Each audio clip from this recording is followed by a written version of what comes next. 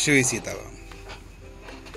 हमारे धार्मिक ग्रंथों में बहुत सारी ऐसी कथाएं हैं जो हमको बहुत गूढ़ शिक्षा देती हैं, परंतु जो प्रोपेगेंडा करने वाले लोग हैं उन्होंने उन कथाओं को गंदा विकृत कहा, क्योंकि वो उसके मर्म को समझ नहीं पाए।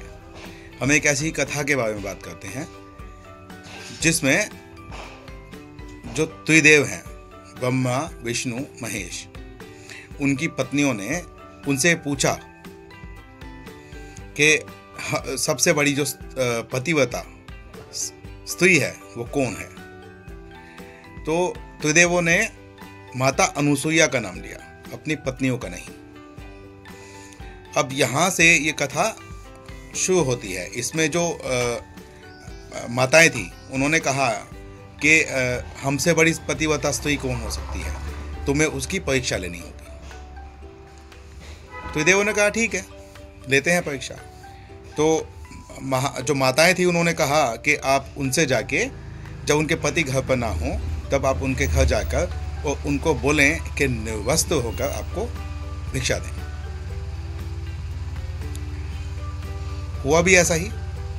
तीनों जो देव थे वो साधु का भेष बनाकर माता अनुसुईया के घर पे गए और वहां पर उन्होंने माता अनुसुईया से निर्वस्त्र होकर भिक्षा देने की मांग की।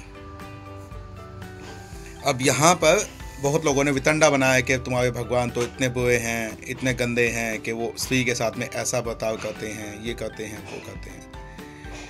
यहाँ पर समझने की बात है कि एक छोटा बच्चा जो दूध मुहा बच्चा होता है, वह माता से जब वह रोता है, उसको भूख लगती है, जब वो रोता है, चिल्लाता है, अर्थात गिड़गिड़ाता है कि उसको खाना चाहिए, यानी कि भिक्षा मांग रहा है, तो माता उसको निर्वस्त्र होकर ही अपना दूध पिलाती है।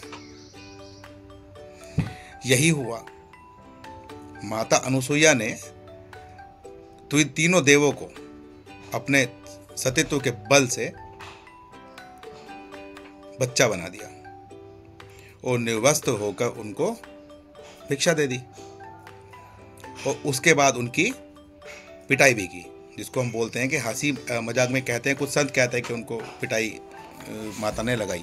यहाँ पर जो पिटाई वाली बात आती है, उस पिटाई वाली बात में इसीलिए वहाँ पर एक मर्यादा आपको निकल के आएगी। समझें कि जब छोटा बच्चा होता है, माँ तब ही उसको निर्वस्त्र होकर दूध पिलाती है। जब बच्चा बड़ा हो जाएगा तो बच्चा इस चीज़ की डिमांड नहीं कर सकता है। इसीलिए माता अनुसुईया के द्वारा वहाँ पर त्रिदेवों की पिटाई की बात कही जाती है। जो कुछ संत कहते हैं वो हो सकता है कि आपको लिखित में भी उसका प्रमाण मिल जाए। तो इसीलिए जो वितंडा करने वाले लोग होते हैं या जो विवेकहीन लोग होते हैं, जिसको शूद्र की संज्ञा दी गई है, शूद्र असल में लोगों ने समझा कि नीची जाति नहीं, नीची जाति नहीं। अगर नीची जाति होती तो संत वैदास ब्राह्मण ना बन जाते। वो मान संत हुए ना, तो नीची जाति नहीं। जो विवेकहीनता होती है, या तो छोटा बच्चा जिसमें भी विवेक का जन्म ही नहीं हुआ है, या वो लोग जो बड़े तो हो गए हैं शरीर से लेकिन दिमाग से बड़े नहीं हुए हैं, तो उनको शूद्र की संज्ञा दी जाती है। अब यहाँ पर कोई विवेकहीन व्यक्ति होगा या महिला होती, तो उससे अगर कोई ऐसी बात कहता कि मुझको निर्वस्त्र होकर आप भिक्षा दीजिए किसी साधु को, तो वो महिला उन साधुओं का क्या हाल करती। आप सोचिए, आपको समझ में आ जाएगा। तो वितंडा करने वालों जिसकी जैसी सोच होती है वो उस ही प्रकार से वो सॉल्यूशन निकालते हैं। तो इसके पश्चात माता अनुसुईया जो है, उन्होंने त्रिदेवों की पिटाई भी की, उनको 6 महीने तक वहाँ पर रखा। फिर जब माताएं जो थी, जब त्रिदेव नहीं लौटे तो माताएं चिंतित हुई और उन्होंने नारद जी को कहा कि आप बताइए कहाँ हैं। तो नारद जी ने कहा कि आपकी करनी का ही फल वो भोग गए हैं, उन्होंने जो दुष्टता की है उसका फल भोग गए हैं, उनको ऐसे ऐसे बच्चा बना दिया गया है और वो माता अनुसुईया के वहाँ पर हैं। अब जो तीनों माताएं हैं वो माता अनुसुईया के वहाँ पर जाती हैं, उनसे क्षमा याचना करती हैं। तो क्षमा याचना के बाद में माता मान जाती है कि कहती है ठीक है, तो जो तुम तीनों में से जो जिसका पति है वो उसको पहचान लो।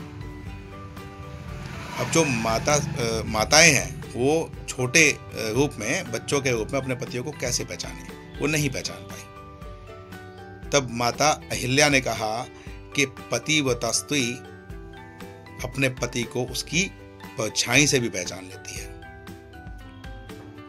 ये तो छोटे बच्चे हैं, परछाई से भी पहचान लेती है, खाली शरीर देखने की भी, शक्ल देखने की आवश्यकता नहीं होती है, इसीलिए वहां पर उनको चीज बताई गई। इसी प्रसंग से आप अहिल्या माता और इंद्र का प्रसंग जोड़ सकते हैं। बहुत लोगों ने वितंडा किया कि जो अहिल्या जी हैं उनकी कहाँ गलती थी, इंद्र तो साधु का रूप बना के आया था, गौतम ऋषि का रूप बना के आए थे, तो अहिल्या माता की क्या गलती थी। तो अहिल्या माता की जो गलती थी वो यही थी कि वो पतिव्रता नहीं थी। अगर वो पतिव्रता होती तो वो इंद्र को पहचान लेती। और दूसरी बात, कई जगह पर ये प्रसंग मिलता है कि माता ने पहचान लिया था इंद्र को, परंतु फिर भी वो सब हुआ, इसीलिए उसकी सजा श्राप रूप इंद्र को भी मिला और माता अहिल्या को भी। और फिर माता अहिल्या ने खुद अपने पाप का प्रायश्चित करने के लिए साधना की। उस साधना करने की वजह से पर्वत चढ़ी और वो पत्थर की एक मूर्त की तरह दिखाई देने लगी। और फिर श्री राम ने आकर अपने चरणों की धूल से उनका उद्धार किया और माता सीता के चरण भी छुए। एक प्रसंग से दूसरे प्रसंग को कनेक्ट करते जाइए, आपको अपने आप सामान्य ज्ञान से ही उत्तर प्राप्त हो जाएंगे। श्री सीताराम।